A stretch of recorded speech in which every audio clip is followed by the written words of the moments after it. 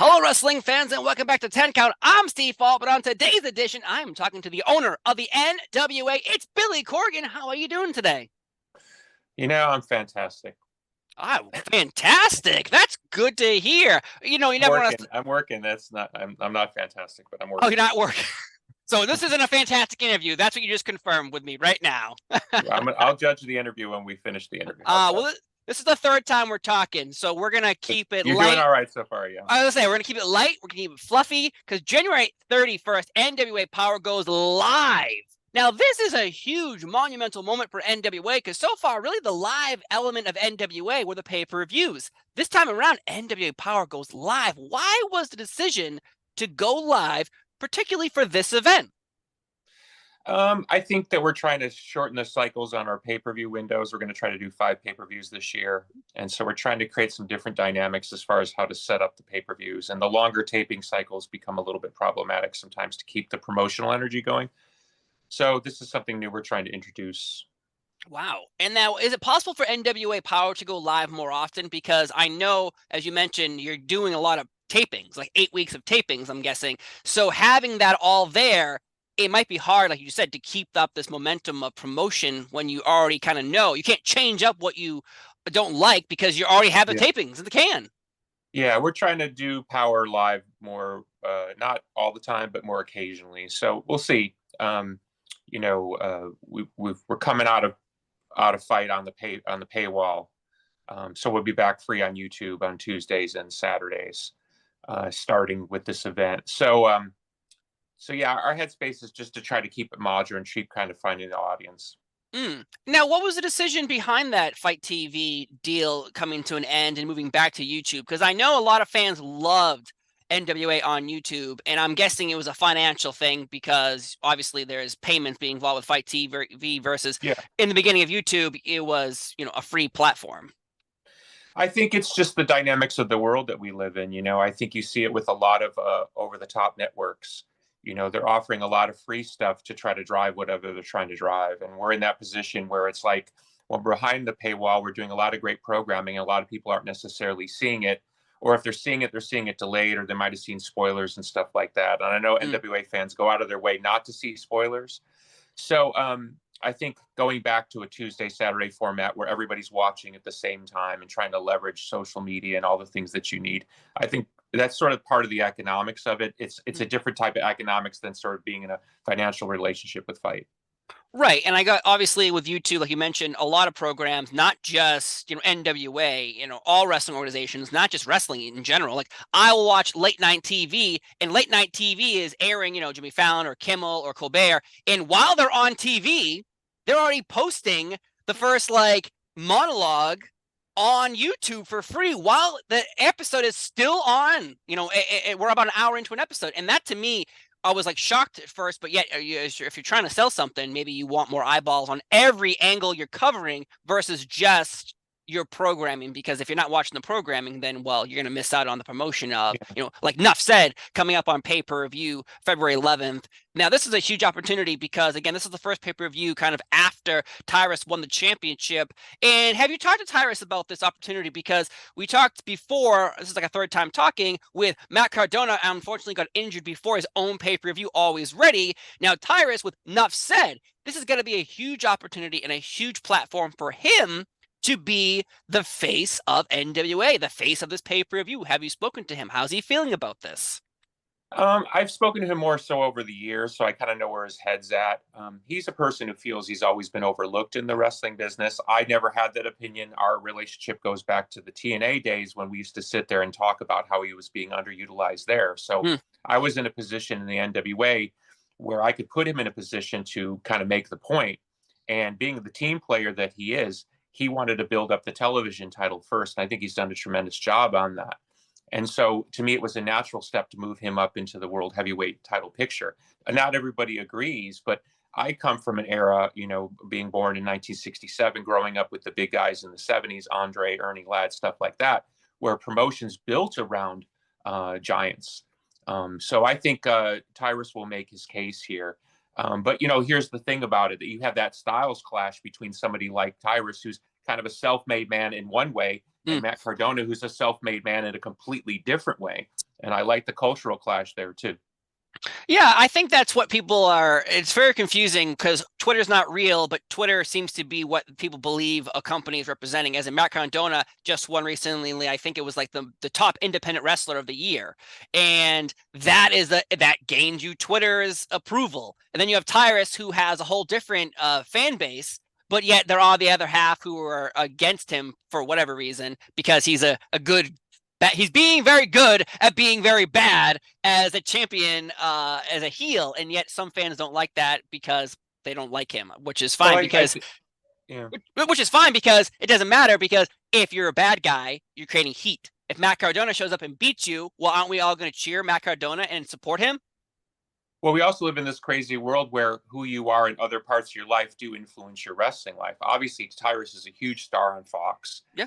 Gutfeld draws over 2 million people a night, and Tyrus is on there, I think, 4 times a week, by the way, wearing the World Heavyweight Championship belt over his shoulder. Yes. So you have a different level of marketing, you have a different level of reach. And of course, Cardona has sort of weaponized who he is on the internet and created a kind of a cottage industry for himself in a way that I can't think of any other independent wrestler who's done it better. So I think in both cases, you have to give kind of a mutual respect that they've kind of figured out who they are in the world. And now they brought that back into wrestling. And I think that's what makes this quite compelling is, both guys walk through the door with a lot more than who they are as wrestlers. But the beautiful thing about professional wrestling is now it's in the ring. Cardona's used to working with guys a little bit more his size. Tyrus is obviously a bigger kettle of fish. And Tyrus gets criticized for being a little bit older at this point in his career, a little bit slower. Not that he was ever fast, although he claims when he was in high school he was quite fast, right? I'd like So to see you're gonna have tape. I that, want to. I want to see tape of that. yeah. Tyrus. So you get into kind of, you get into power versus speed, and obviously two different, completely professional wrestlers.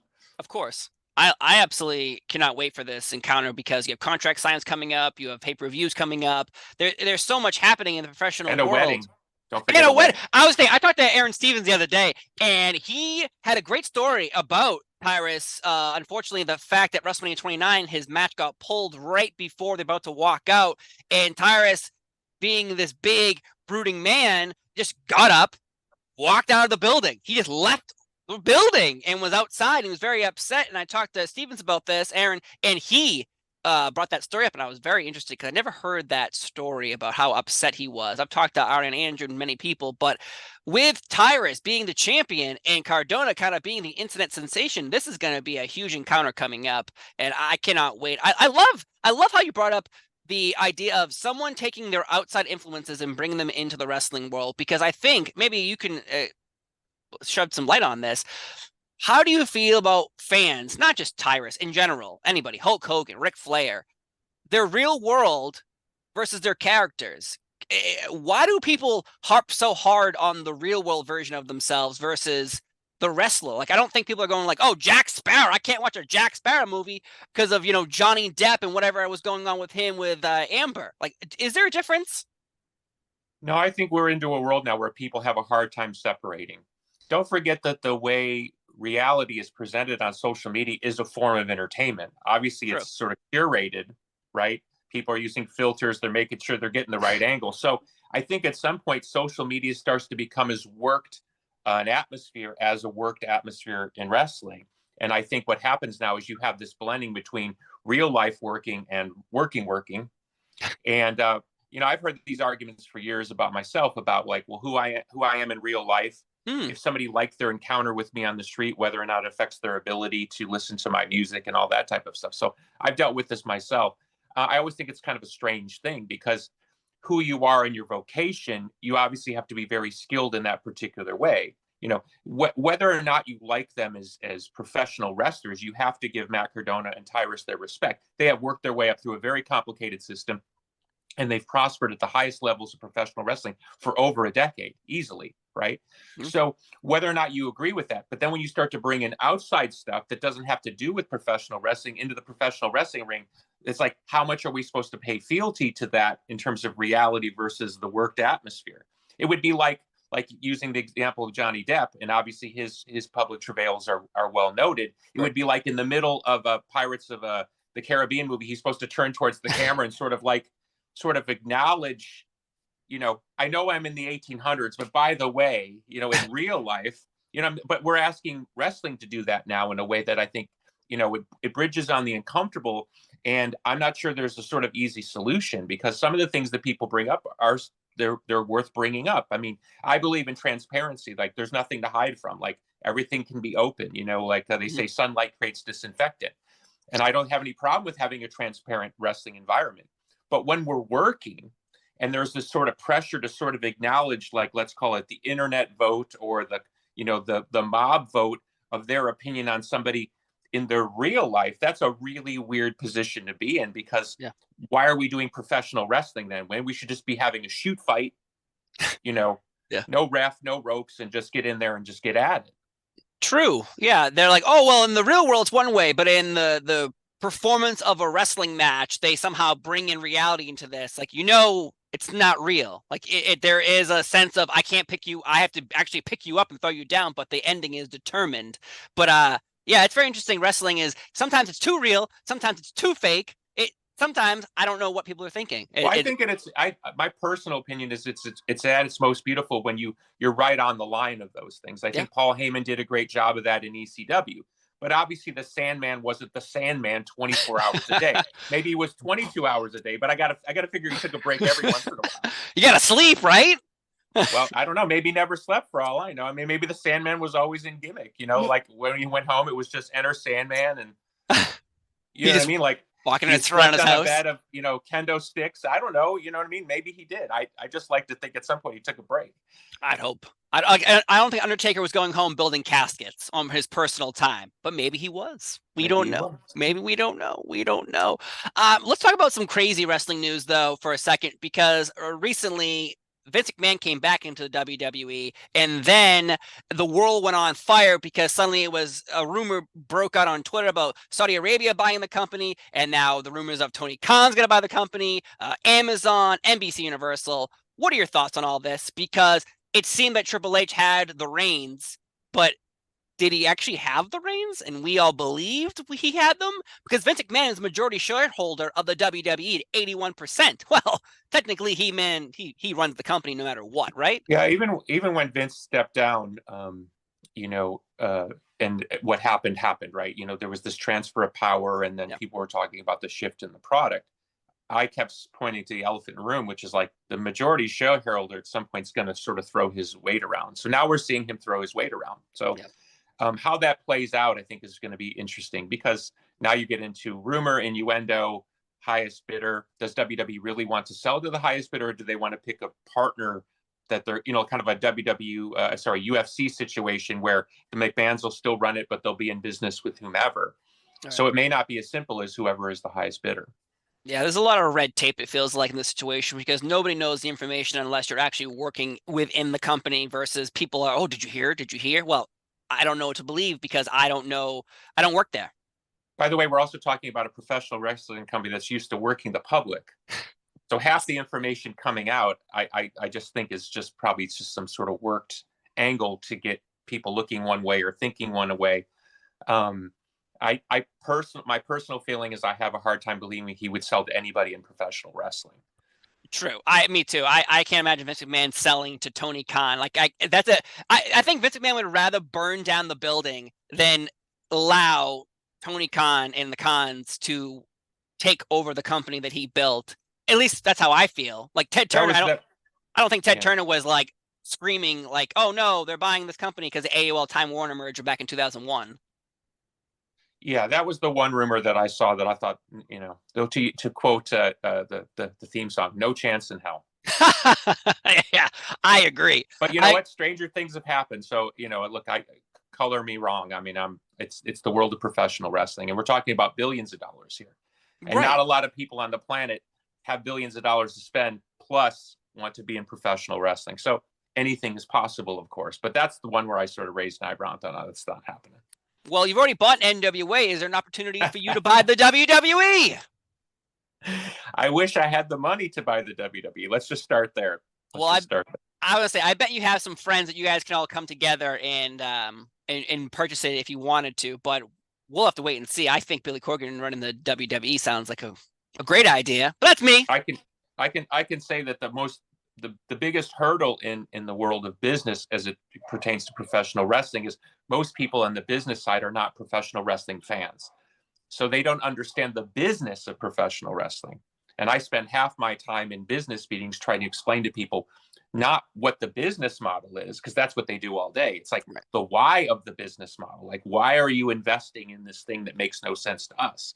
So the translation problem is probably half the battle over there. I think, like UFC was probably a smaller bridge to cross, because it's like two guys get in a cage and fight and like, oh, yeah, I get it. Wrestling is very arcane to most people on the business side. And as you deal in sort of modern 21st century politics on the business side, the banking side, I think that complicates matters even more. And then you add in Mr. McMahon's troubles, you know what I mean? And you're going to have people saying, well, do we want to be publicly aligned with the company that has this chairman back? You know what I mean? It gets super complicated, super fast. So that's where I think it's going to be interesting how it plays out. Right. I'm very into the next year. I don't know what's happening. I know media rights for the WWE with Fox and USA are coming up as well. So that I think this, like you brought up, I think people are feeding these stories out to certain companies to see what the feeling is with Fox and NBC to go, oh, are we going to lose money if we sign them again? Or can we make a better deal to buy the company or be a business partner to continue having your programming on our network, but not spend the amount of money we were doing year by year? Just buy out the company so we're not, if you do the long term of spending, you're actually going to save versus paying upfront, which is probably not the best idea. That's what I'm saying. That's the big elephant in the room, is even whoever buys it, who's going to run it. Right. I think the rumors of that Saudi Arabia story that broke that night, everyone was like, I bet Vince McMahon does this so he makes the deal where if more lawsuits appear, and if more women come forward, if more bad news happens, he can stay in power, because if you take a private company private and the Saudis own it, and then the deal was no matter what happens, I still run this shit, well then it's all good, no matter what. That's what I'm saying. That's why I think you've got to view the rumors through the prism of the majority shareholder, who is a very public person, what he wants to do with the company. I think is what has been 77 at this point, something like that. He's up there. I don't know Vince McMahon. I've shook his hand a couple times. I have a hard time believing he's ready to ride off in the sunset with a big check. That's just my take on it. So I tend to view this news through the prism of how does he maintain control? Right. Well, we'll have to wait and see about that. But has there been any talks of NWA, though, joining other streaming platforms? You had Fight TV, but I think right now we're in the streaming war between Disney Plus and Netflix and Amazon Prime and Paramount. Like, has there been a discussion with anybody about? Yeah. I've probably talked to 6 or 7 streaming platforms in the last year. Wow. So the interest in the NWA as a property has increased probably 500% over the last year. Wow. And I think that's both surviving the pandemic, the length of term that I've held the company now, and then the growth of the company, both internally and publicly. I think that's where now the interest is up. So we're in a very good position to be having these conversations. Now, the deals that are out there, whether you take those deals and stuff like that, becomes the sort of $1 million question. But I'm at least in a position to have people take us quite seriously. So that feels good, because that's what all the hard work's been for. It's, I've said it 50 times publicly. As much as I would love the internet crowd to kind of love everything that we do, the reason I took this company over was to create a company that had a mainstream appeal. And I was in a very similar position in music, where it's like, I'm well aware of sort of what the indie crowd in music wanted from my band. And at some point I was either going to play to that audience, or I was going to go for a mainstream thing. And I took the slings and arrows that went with crossing over to be a mainstream band. But here, 35 years later, my band's still headlining arenas and festivals. And that's sort of the business tension of this situation is I want the NWA to be a mainstream product again. And I hate that word product, but it is a product. And that's what I go into these board meetings to try to sell. And my position in the world, the ability for the NWA to be presented as a sort of a 21st century product that has a little bit more width to it than the traditional wrestling product that most people who don't watch wrestling associate with professional wrestling. Right. That's where I have a sort of seat at the table. Right, because it feels like right now there's wrestling's everywhere right now, and I think that's either a good thing or a bad thing, depending on if you're a board of directors or your company trying to eat up all this content. And then you don't know, is it too much on the market? Is there too little on the market? Let me simplify that for you in a second. And I do want to praise Tony Khan in this particular thing. You're talking to a lot of people behind the scenes who don't understand professional wrestling. They're not negative, but they're not fans, right? So they're sort of like, explain this to me. So the things that have shifted in the last 5 years for that audience, right? I'm using that term loosely, is they see where WWE isn't sort of the only kid on the block anymore. Tony coming in and doing what he's done with AEW, particularly being consistent on the ratings side, and particularly for the demo that he's at, has loosened up the market where they think, okay, now there's room for other people to come in. Yes. 20 years ago, no one would imagine that, and Vince tried it with the XFL and stuff like that. Now you see you're going to have 2 alternate leagues, because the consumption need for football fans is they want football 24, not 24 hours, 52 weeks a year now. Mm-hmm. We already have had that in wrestling for a long time, but it's bifurcated into all these kind of like, you have indie, you have, fight platforms, stuff like that, where people can do internet broadcasting, even if only 500 people are watching, stuff like that, right? Yeah. So you're all over the block. So when you get into those boardrooms, those people don't understand that at all. If they understand WWE, AEW, and they don't understand, like, let's call it anything beneath that, they don't get it at all. So they ask me, why are you in the market? They look at what Impact's doing. They look at what Game Changer's doing, but they have very cursory knowledge of that. Because to them, the world that they operate in is, if you're not WWE, you're not AEW, you kind of don't exist. Mm-hmm. And I don't mean that in any negative way. It's like they don't understand, because they're not wrestling fans. They're not living in this social economy that you and I are living in. Yeah. So the translation point of, can there be another major player at the table? That's what gets their attention. Not whether or not you have animation at the indie level with, this group of fans or this group of, wrestling writers. That world doesn't even rate on their meter somewhere.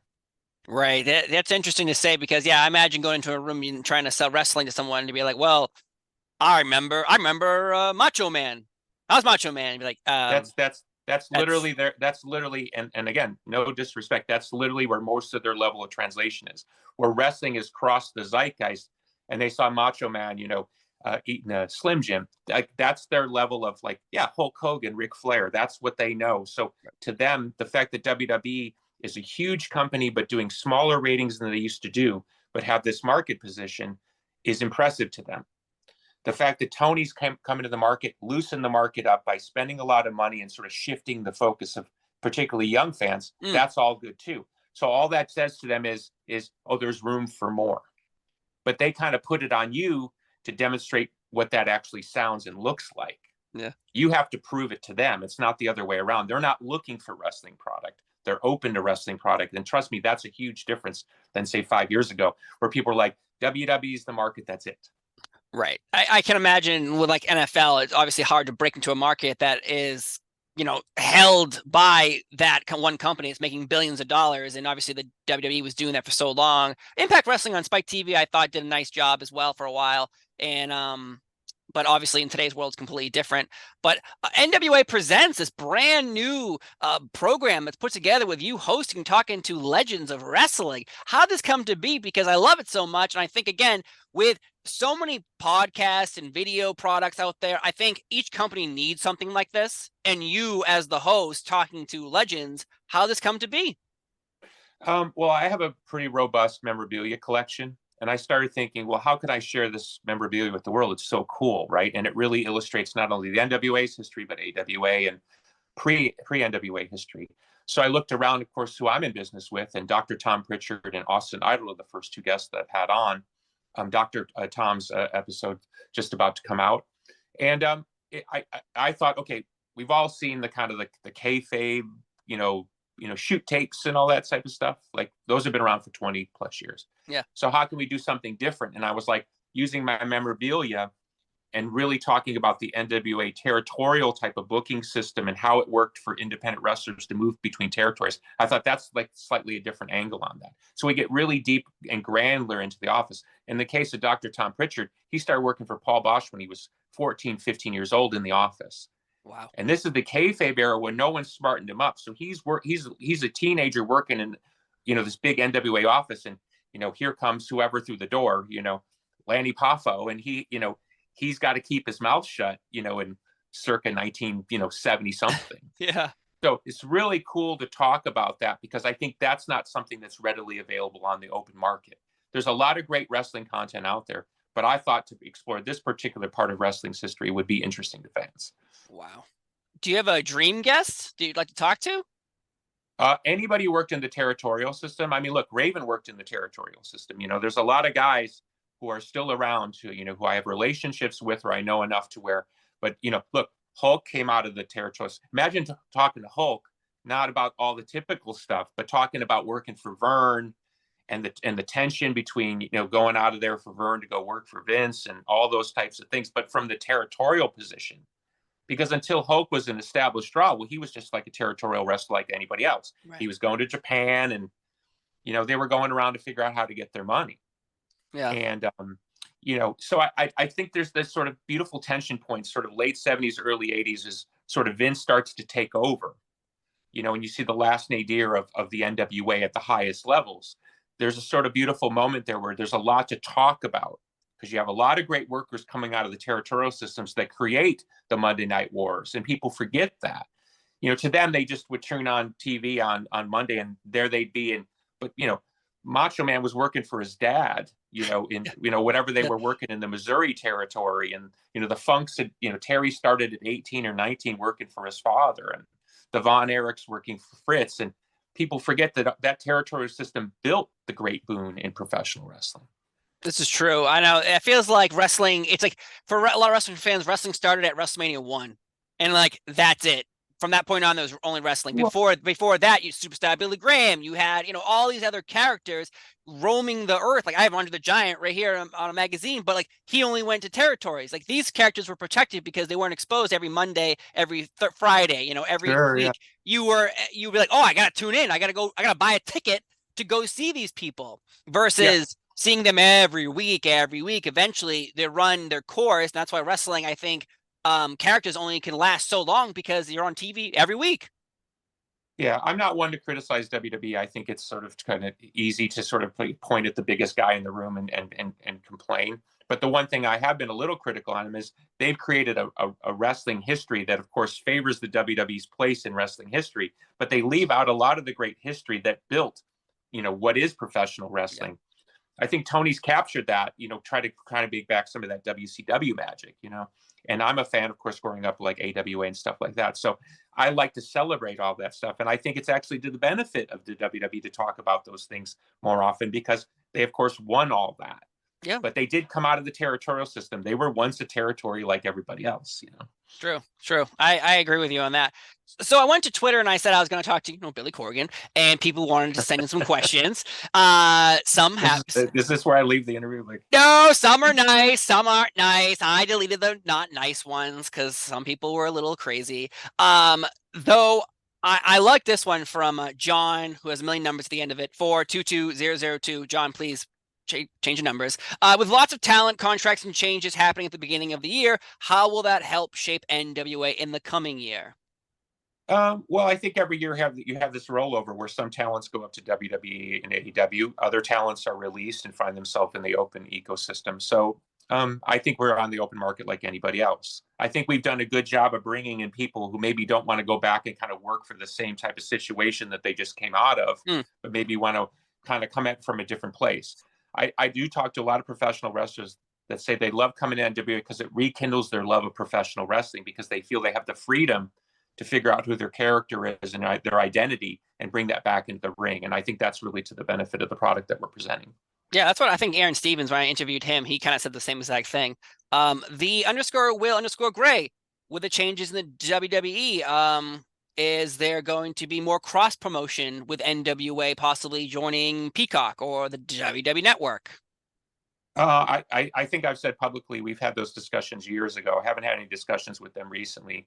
I had heard some things that maybe they were about to poke around back in the open market, but of course this is before what's recently happened. So I think that would have stopped all that dead. From Hot Stuff 007, could there be a relationship between NWA and All Japan and Tokyo Joshi? Love it. I've said openly I'm here to do business with anybody who wants to do business. I just think it's difficult at times to work with different wrestling offices because of course people have what they have and and whether they want to create a mutual situation where everybody benefits. And there are those situations where it's kind of a one-way street, and I'm not a big fan of the one-way street stuff. Yeah, I agree. Also, more cross promotion, Big Mike for AEW. Would you work with MLW or Impact again? Well, we have been working with MLW, actually. MLW gave us permission to have Davey Richards appear and defend his national openweight championship on a pay-per-view. So we've had a good working relationship. And what was the other company? They want to know if you'd work with Impact Wrestling again. Yeah, we have worked with Impact here and there. We have had discussions with Scott D'Amore. Nothing's come to fruition. But, the good thing about them is I think their product continues to improve. Their roster is very strong right now.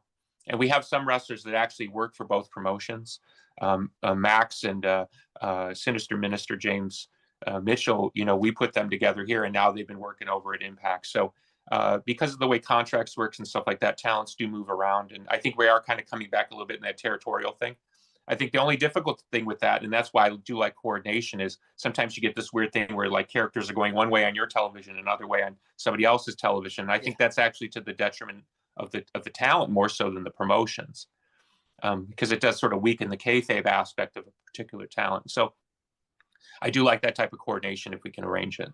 Yeah, you bring up a good point about that. Matt Cardona, I felt like when he was in Impact, but on GCW, they were not the same characters at all. And I was like, what's going on here? Why is the connection off? From Mike Gula, any chance NWA could come to Germany for an event? We have had conversations with lots of international promoters. The difficulty is always the expense of bringing over NWA talent to any foreign country. And obviously COVID and then the recent gas issues have really driven costs through the roof. So we are working with AAA coming up on March 4th, Mexico City. I'm playing a music festival called The World is a Vampire, and we're gonna have wrestling in the center of the stadium, which would be great. So top AAA against the NWA talent March 4th. So we're trying to figure out if we can film that and present that in some particular way. And then there's some other international stuff coming up as well. Oh, nice. Oh, man, I can't wait to see that. This one is a interesting question. I highly doubt. I'm guessing you've been asked this 1,000 times from Los Angeles 905. Does Billy Corgan also enjoy smashing pumpkins in his free time? I love how you ask the hard-hitting questions here. Well, it's the Twitter questions. These are the ones I didn't write down. These are from people who were like, I want to ask Billy a question. Someone asked about coffee creamer too. I didn't bring that one up. They wanted to know, what kind of coffee creamer does Billy use? I actually don't drink coffee. Doesn't drink coffee. I've never drank coffee in my whole life. Wow. Your whole life? No, never drank coffee.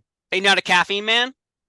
I am. I own a tea house. Some people might know that. So I do serve some of the best teas in the world. So I'm more of a tea drinker. But yeah, I'm not a big fan of the smell of coffee. One last question. Again, the hard-hitting questions. Here we go. From Tommy, ATL 96 wants to know, does Billy still think the world is a vampire? Well, obviously. These are the hard-hitting questions I have here on 10 Count. But... I mean, put it this way, I wrote that lyric in 1994 sitting in the BBC studios in London. And, here we are, 26 years later, something like that. And the lyric still holds up pretty good, right? It still holds up? Still play on the radio? The world has, at least in our lifetimes, has never been more mendacious, if you want to look that word up. That means not nice. Yeah, I would agree with you. It's a little, as the world is a vampire, sucking off all of our emotions, our money, our everything in general. But I got to say... And dopamine. Well, I got to say, we had a good time here talking about January 31st, NWA Power going live. I cannot wait for this. Nuff said February as well, 11th. There's a lot happening here. January 31st, February 11th. And we didn't talk about NWA Empower, and that makes me a happy man. So we have to move on and talk about nothing else because the interview is done. We're safe. I've been Steve Fall. He's been Billy Corgan. Have a wonderful day, and we'll see you next time. Bye-bye.